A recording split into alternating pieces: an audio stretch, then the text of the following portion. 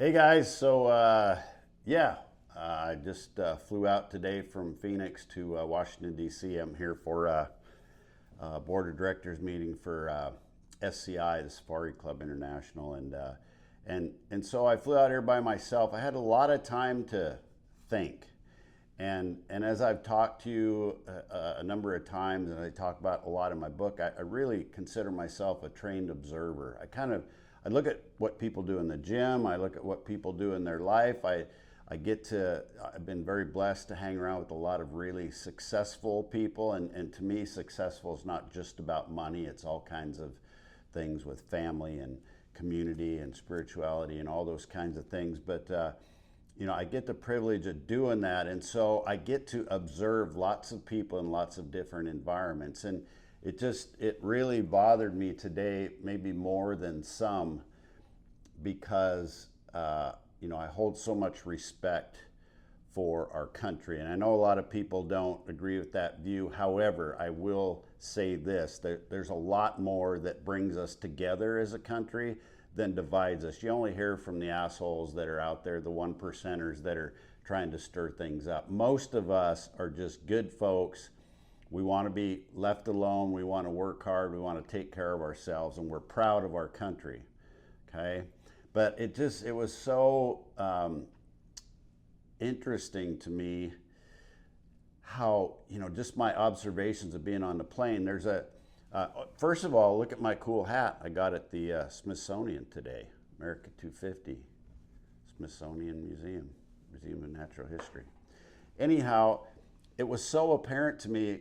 So I'm on the getting toward my latter 60s, right? I'm 60, almost 66 now, and I want to preface this by the fact that I kind of walk the walk, and I'm not saying that from an ego standpoint. I'm just trying to change the narrative about what aging can and should look like. And I saw so many people on the plane that were younger than me, considerably younger than me, that struggled, getting up out of their chair to go to the restroom, or struggled to lift their bag in the overhead compartment, or had to waddle down the hallway, or they sat there for an hour on the 4-hour flight, and they got up and they're just stiff, and it took them a while to get going. And it's like, it doesn't have to be that way. And what makes people think that that's okay? And I think a big part of the problem is this whole narrative around aging, and well, that's just the way it is, and that's the way it's got to be.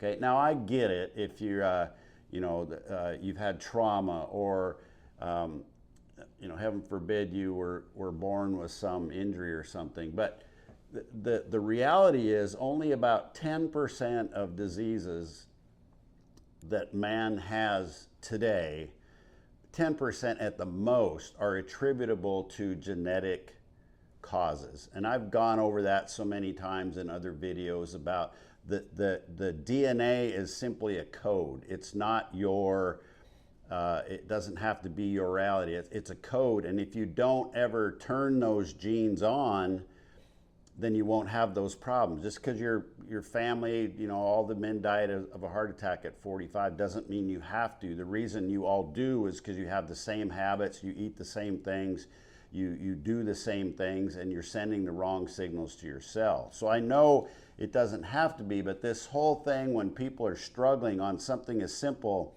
as getting on a plane, and then you listen to them and they're bitching about this and bitching about that, when you're flying through the air at 30,000 feet at 400 or 500 miles an hour, and it only takes you 4 hours to get from Phoenix to DC. Yet you're bitching about that. That's got to stop. We got to quit doing this. And so, obviously, the word that came to mind when I'm landing here in DC is independence. And I started thinking about our forefathers and what they had to do, what they had to give up in order for us to live this life that we live. And yeah, they weren't perfect. They made mistakes. I know Jefferson had slaves, and I know all that stuff. And if we could go back and do it all again, I certainly would be an advocate for doing things better. But that's an even bigger argument for not tearing down these monuments, not blowing up our history. Let's learn from that. Let's get stronger as a result of that, right? That's the whole definition in my book of anti-fragile. You learn from those things and you come out on the other side stronger as a result of that. And so this whole independence thing, then I look at the people that are just in their 50s and 60s that are losing their independence one little piece at a time. It might be just being stiff and sore getting out of bed in the morning. It might be, the littlest things, or even if you do go do something active, the next day you're sore as hell and you couldn't do it the next day again if you needed to. And the problem is they're not creating any reserve, what I call reserve capacity. And that's the capacity that if you do get beat up by life, inevitably you can bounce back. And I know that is attainable. Most people that have my rare blood disorder, they either succumb to that or they're living a really diminished life as a result of that. I don't. And I don't have to, because I understand these principles. I had some scaffolding collapse 10 feet, and I fell on the floor onto a glue lamb on the floor in my shop when I was building it, and just totally blew up my shoulder. Had to have surgery, couldn't use the damn thing for 6 months. Yet when I was in my 20s and 30s, I would go to the gym and I'd use 65-pound dumbbells for my bench presses, 3 sets of 8, 4 sets of 8, whatever it might be. Today I'm doing the same thing with 90-pound dumbbells. Does that make me great, a hero? No, I'm not saying that because I'm trying to build my own ego. I'm just trying to set the bar for you, to help you understand that if you don't do the things that you need to do to maintain your independence, not just for yourself, you need to maintain that independence for your family, for your country, right? I believe it's your civic duty. You need to take care of yourself. We need capable men and women in our society. We talk a lot about the founding fathers, but there was, behind every great man is a great woman, I promise you. I know that firsthand, right? So, but it's that resilience, and beyond that, it's becoming anti-fragile, and you have to build a reserve capacity to do that. If you don't do that, nothing else matters, okay? And so I would ask you to ask yourself the question, if you're in your 50s and 60s, and there's anything that you can't do now that you could do in your 30s and 40s, that's the first shot over the bow. That's the first warning sign. That's the first thing you should go, Now, again, I get it. If there's been trauma, you've been in a car accident, you rode too many broncs, whatever, I get it, right? But that doesn't mean you can't do anything. It doesn't mean it's poor me, I'm not going to do anything because I have all these issues, right? It's like you pick yourself up from where you are and you make the best of what you have. And again, you have to build that reserve capacity, because sooner or later something's going to hit you in the side of the head.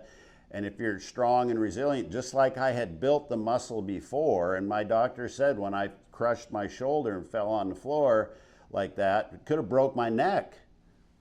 But I didn't, because I was strong and resilient and capable, and I had balance. It wasn't my fault the scaffolding collapsed. You couldn't see that coming. But those types of things, that could have taken me out. It could have broke my neck. I'd be in a wheelchair. It could have, never healed right, or it could have been weaker as a result of that. And instead, because I went into that with the reserve capacity, I came out stronger on the other side. And I simply want that for you. That's the only reason I preach all this stuff, is because I want that for you, because I see people every day that aren't doing anything about that, and I see them going downhill, and I seeing them just normalizing that and just telling themselves and everybody else that, well, that's okay. I'm just getting older. That's just, it has to be that way. It doesn't have to be that way. So are you going to do your part? Are you going to remain independent? Are you going to be the strong one that when other people fall down, that can pick other people up? Not just yourself. This isn't just about you.